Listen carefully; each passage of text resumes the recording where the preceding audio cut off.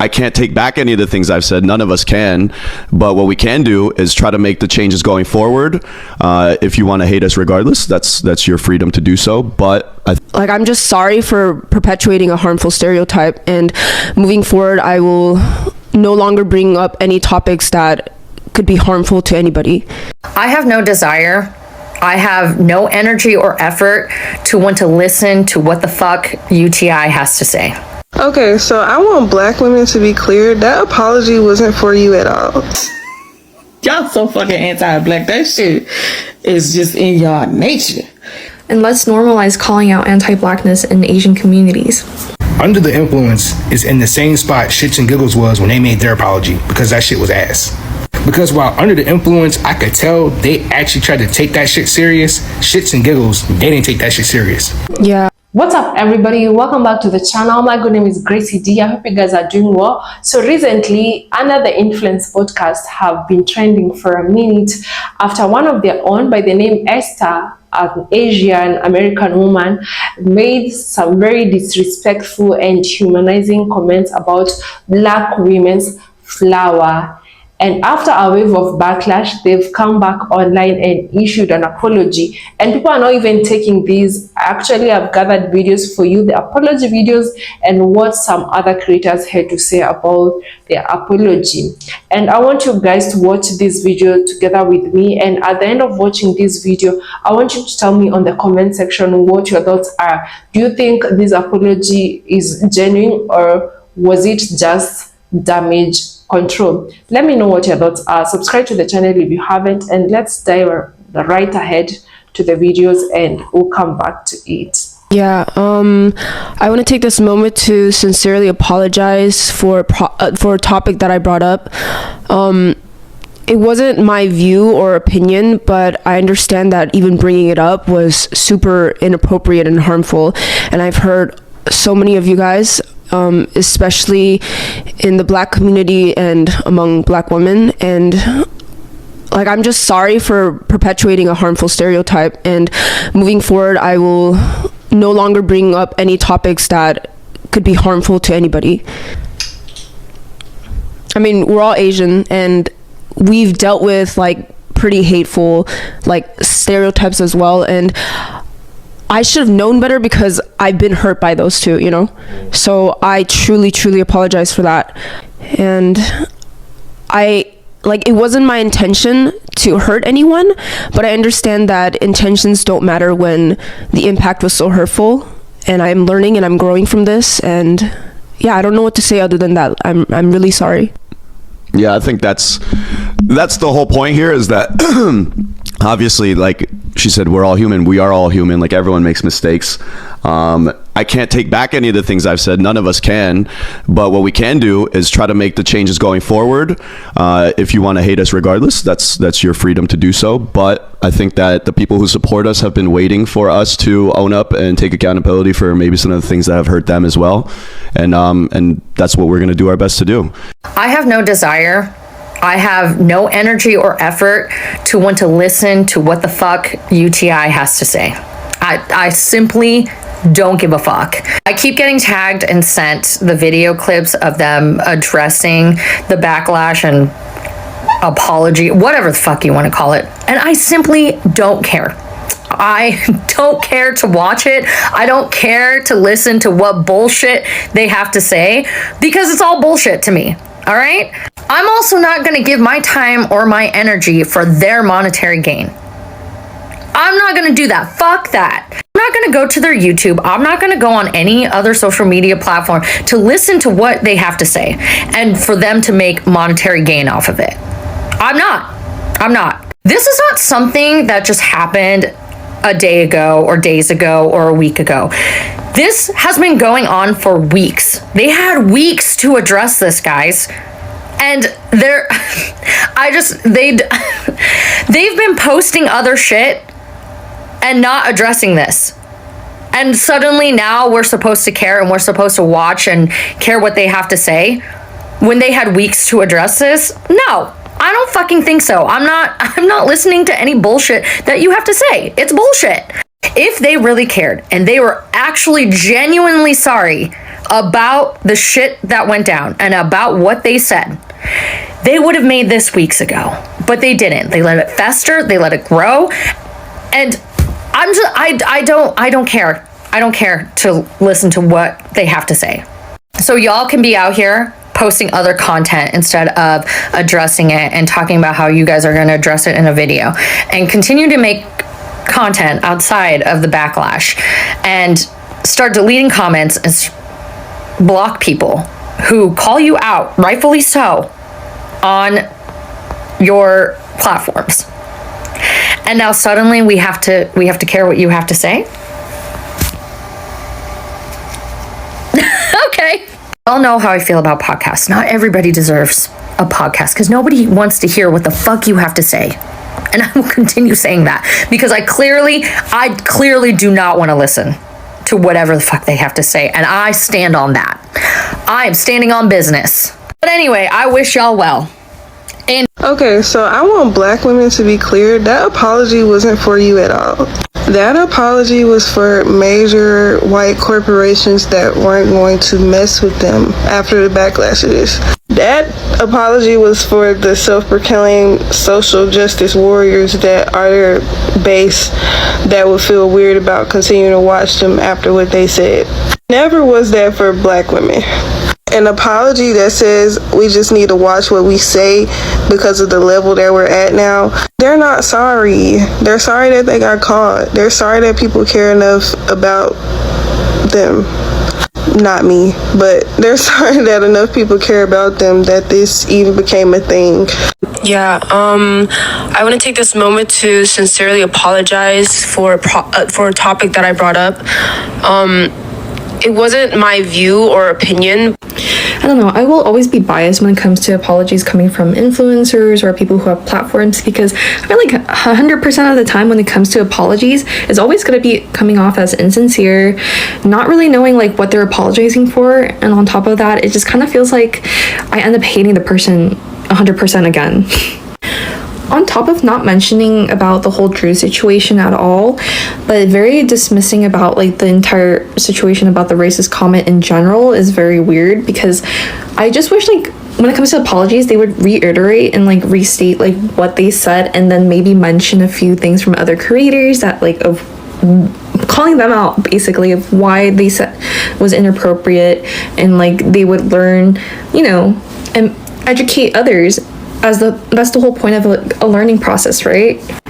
And these apologies just come off so insincere, especially because she's dismissing this issue by bringing up the fact that she's also a person of color.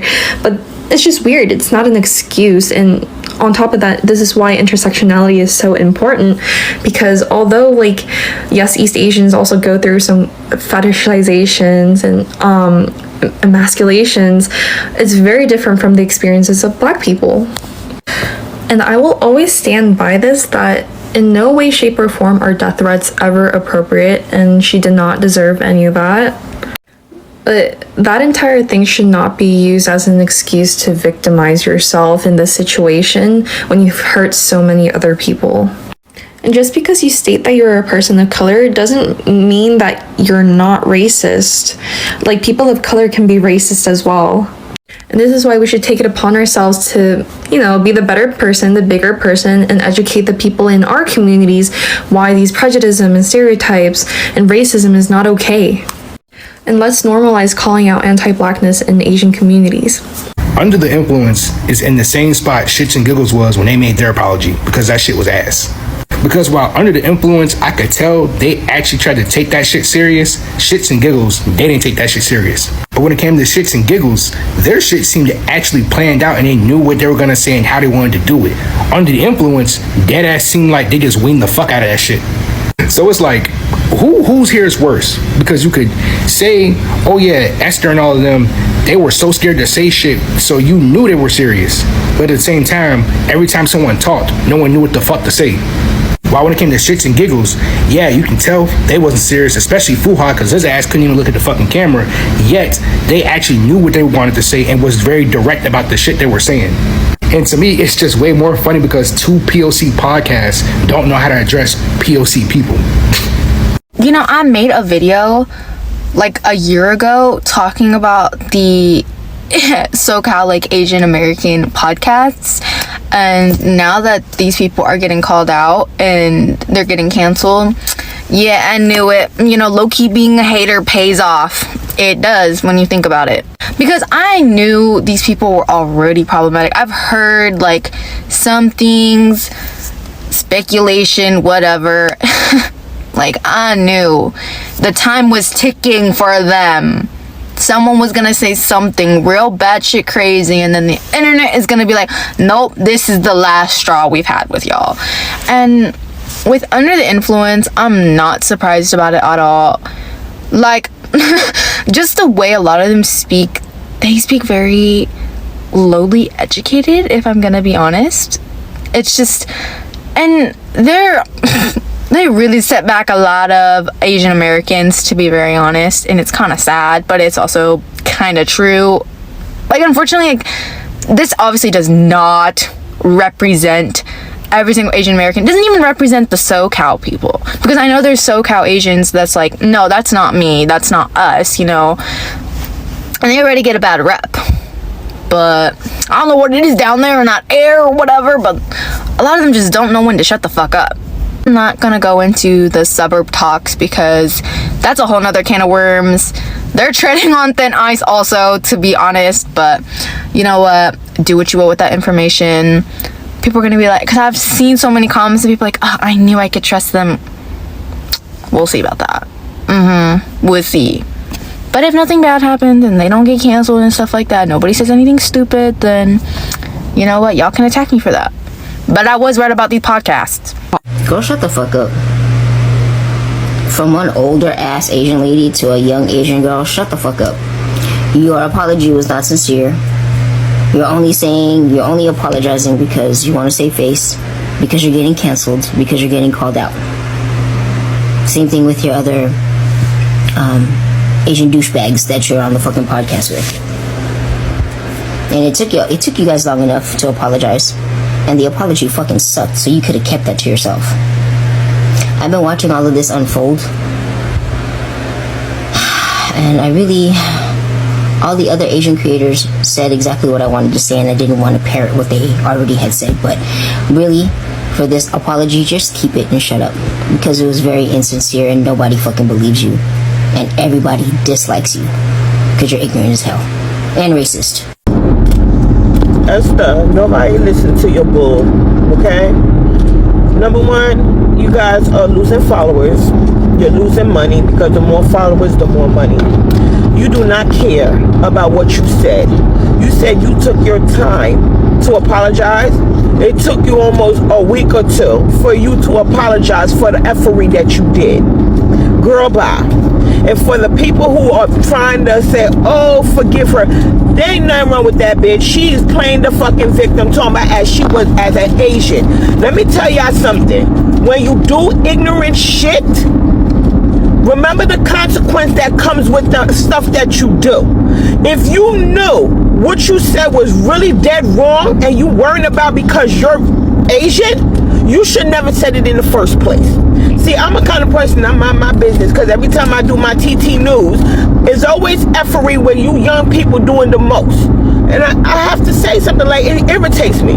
I really wasn't going to say nothing, because the more I say something, the more that I'm endorsing you and the more followers you're going to get. And I feel you don't even deserve that.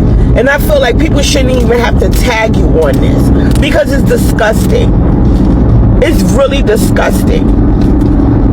You're not sorry. None of you guys in there are sorry for what happened. You laughed like it was a joke, and it took you guys a while for y'all to say something. So enough is enough. Us black folks ain't taking it. Us black women ain't gonna bother with it. So you can stay there in your fucking cocoon and keep your fucking apology, because it's too fucking late, bitch. She apologized for bringing the topic up. Y'all so fucking anti-black. That shit is just in y'all nature. Baby, an apology is accepting and acknowledging that the fact that you told a lie. You are apologizing for bringing it up. and spreading the stereotype. Are you apologizing to black men? Are you apologizing to us? What are you apologizing for? Because I don't think you know what you apologizing for, because you think that shit is true. So if that's the case, bitch, ain't no need to apologize. Esther, apology not accepted. We don't want your apology. We don't want it. You keep that. Keep it that, sweetheart. You can get canceled. Yeah, guys. Yeah, so they've been trending for a minute now, and they came to offer an apology after more than 2 weeks, actually, or more than 14 days, I would say. And people are not taking it. It's not only black women that are not accepting this apology, but you can see even people from her own community, Asian American women, are also calling her out for the disrespectful comments that she went on ahead and made about black women. So many other times that we see many podcasters or many podcasts on their platforms discussing and, discussing and talking about all these stereotypes about the black community and black women in general. And I think you've all seen with the trend, that is how most of them actually get views, and that's how most of them get to make money. And I don't know why she didn't simply pick a book, and as she's saying, that was not her own opinion, but she went on ahead and brought it on their platform, not even considering of the damage that it's gonna make to the rest of her team. But I know she thought she ate, but we all clearly see she didn't. And it's quite sad, her saying that me coming from an Asian community with all the backlash that we face, I should have known better. Yes, Esther, you should have known better, but it's too late for you, because you guys, they've waited for weeks, they've waited for days to issue this apology.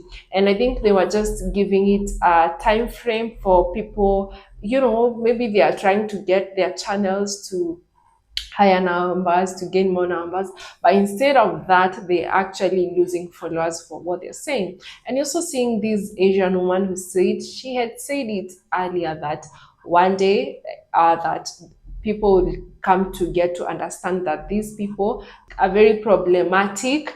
And she also mentioned another podcast, and she said she knows people who come at her, like they came for her when she said or talked about the under influence, and wait to see and see what goes on. So I'm also asking myself, was this genuine, or they're just doing it because, as this woman saying, for the brands they work with and all the backlash that they're facing, because it's not good for the brand deals and the brands that they work with.